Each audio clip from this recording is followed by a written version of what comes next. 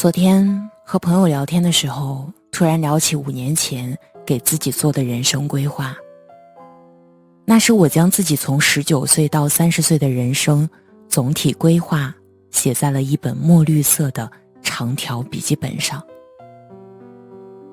以现在的角度来看，当时我给自己的人生规划主要分为2大块，一块是职业发展方向，一块是业余兴趣培养。朋友问我，对照自己现在的发展感觉怎么样？我说，职业发展方向几乎偏离了原来的规划。因为专科3年学习的是文秘学，所以那时给自己的未来规划是找一份秘书的工作，并且在这当中学好英语。当时丝毫没有提到需要提升学历或者其他更细化的目标。业余兴趣那一块，我给自己的规划是30岁时要开始学习舞蹈。所以到现在我都在坚持跑步，保持良好的身体韧性，甚至这2年还学过3个月的专业瑜伽训练。这对于我而言无疑是意外且珍贵的体验。我对朋友说，现在的我回看5年前的那个女生，真觉得当时的自己太 low 了。末了我补充道，希望3年后的我回看今天的自己也觉得很 low。 但我心里明白，没有当初的傻白甜，没有当初的懵懂无知，哪有当下崭新的自己。所以人生有些过程就是避免不了，正是现在看来不堪回首的过去，一步步成全了现在的自己。这样想也没有必要去后悔些什么，偶然的回顾过去，能够让我们更加珍惜当下，对未来也更加有期待。不要以现在的目光来评定未来的自己。成长路上我们会感到迷茫、自卑、无助，这是人生常态。坦然接受并勇敢面对，这也是人生的必经之路。有时候我们急于为自己规划各种人生道路，甚至会因为长时间找不到自己想要做什么而失望、焦虑。但其实计划永远赶不上变化。随着年岁的增长，时代的更迭，我们的人生观、世界观、价值观可能都会处于不断的变化当中。而正是这种变化当中，我们要学会去慢慢寻找自己的人生定位。不要太过心急，不要太多迷茫。最重要的是，你一直在保持点滴的进步。每天在某一个方面进步一点点，日积月累就会产生人生质的跨越。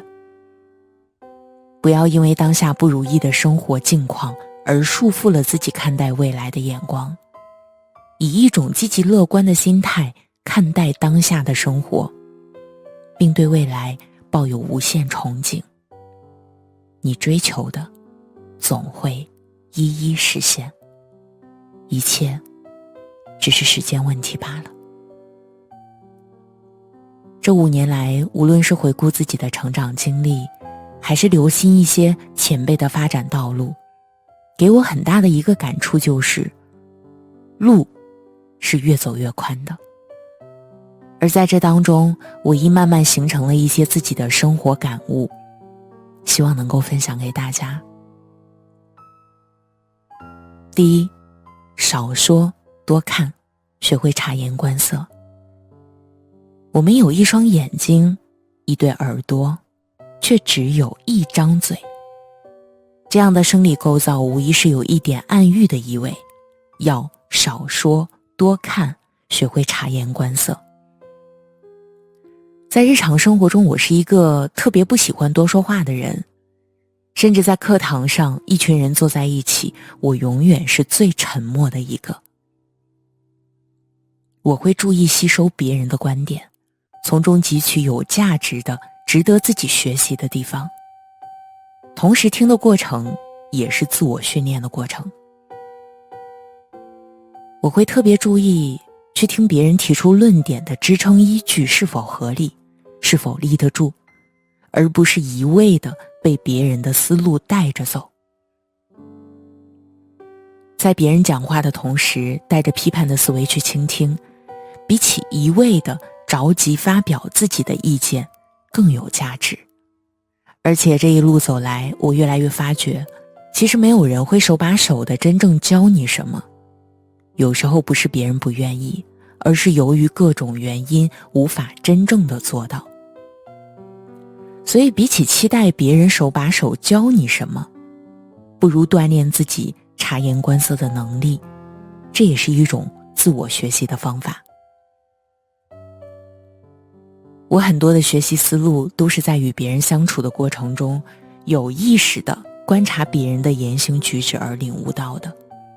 别人的长处，我会拿过来学以致用；不好的地方，我会提醒自己在日常生活中加以规避。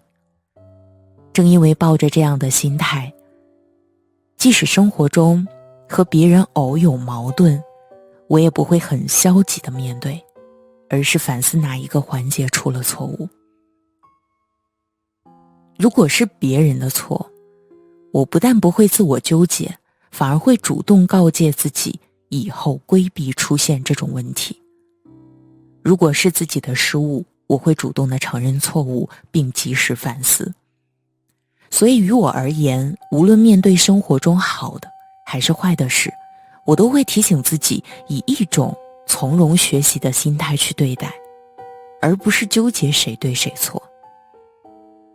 因为事情既然已经发生，再去追究对与错，再花费一些小心思去制造额外的矛盾，是一件特别没有意义的事。当你习惯这样做的时候，你会发现生活处处都会给自己带来成长的触动。甚至那些你原本讨厌的人，因为你看待事情观念的改变，反而会对这些人与事多一份包容的心态，更加从容地去生活，更加专注于自我。第二呢，就是不要被世俗的条条框框所限制，但也要清楚自己什么阶段该做什么。没有人能够规定你在什么年龄应该做什么，也没有人随意可以评判你能够做什么。就像当今社会，你没有必要按部就班，按照世俗的眼光去生活。比如结婚生子、买房买车、做一份朝九晚五的职业等等。你也可以选择多元化的生活，选择适合自己的生活方式，但这不应该成为你放纵自己无节制生活的借口。身为一个成熟完整的个体，在追求自由生活的同时，更应该清楚什么阶段应该做什么。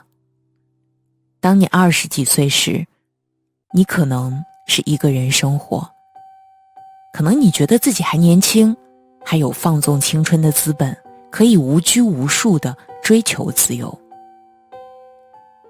而当你30几岁时，你可能刚刚组建了自己的家庭，这个时候你也可以追求所谓的自由，但这份自由是带着责任的自由。你更应该具备的是作为一个成熟的个体，对于携手的另一半，对于儿女的责任。当40多岁的时候，也许你对日复一日的生活有了厌倦，这个时候你也有追求改变的权利。但此时你不仅仅是你自己，更是一个家庭的主心骨。虽然我们常说改变任何时候都不晚，但不同的人生阶段，每个人肩负的责任是不一样的。当你有了相爱的另一半，有了可爱的宝宝，有了需要照顾的年迈的爸妈，这个时候不切实际的随着性子做一些事，其实是一种不成熟，而不是所谓的追求自由的勇气。年长1岁，想要自我改变，所付出的成本代价就越高。所以越早意识到自己的不足，越早寻求突破，实现的几率就会越大。当你真正有了家庭，有了需要携手一生的另一半，有了需要照顾的儿女，有了需要赡养的父母，这个时候想要寻求大的改变太难太难。因为你不仅仅是你自己，你承载的是一个家庭的期待。而这种期待，这种承载的责任，会让你没有果敢的勇气去真正放手做些什么。所以你可以不被世俗的条条框框所限制，但也要清楚自己什么阶段该做什么。第3呢，就是养成阅读经典书籍的习惯。阅读是这个世界上最划算的成长投资，在当今知识付费的时代，要谨防为读书而读书的心态，选择适合自己的经典书籍，静下来慢慢体会。并不是所有阅读过的书籍都会成为你成长过程中的血与肉，就像不是所有吃过的饭菜都会变成身体的养分，有很大部分没有营养的食物会被身体排出来，变成屎和尿。所以读书不要追求数量，而应该追求质量。精读一本有价值的经典书籍，胜过泛泛阅读10本书籍。但如果可以，我们更应该追求的是在阅读质量的保证的基础上，追求量的突破。因为阅读的质与量，往往很大程度上影响一个人看待事物的认知深度以及视野的广度。